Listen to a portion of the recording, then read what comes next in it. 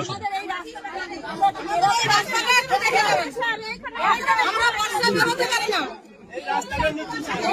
সেটা করা যাবে, আগে ভাই বাঁচু, বেঁচে থাকলে রাস্তা।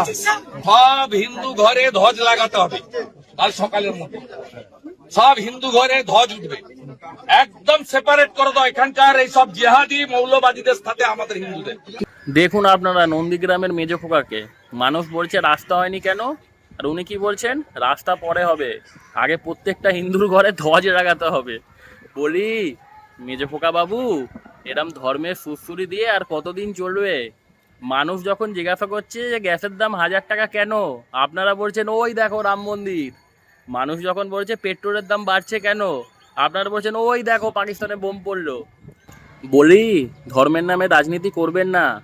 ভগবান শ্রী রামচন্দ্রকে কিন্তু মন্দির থেকে টেনে রাজনীতিতে আপনারাই নামিয়েছিলেন, রাজনৈতিক স্লোগান হিসেবে ব্যবহার করতেন জয় শ্রী রাম।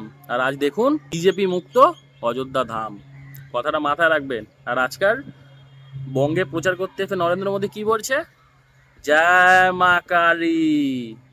4 তারিখ অবধি ওয়েট করে যান, দেখবেন বাংলা থেকে বিজেপি খালি, 77 আর জুটবে না।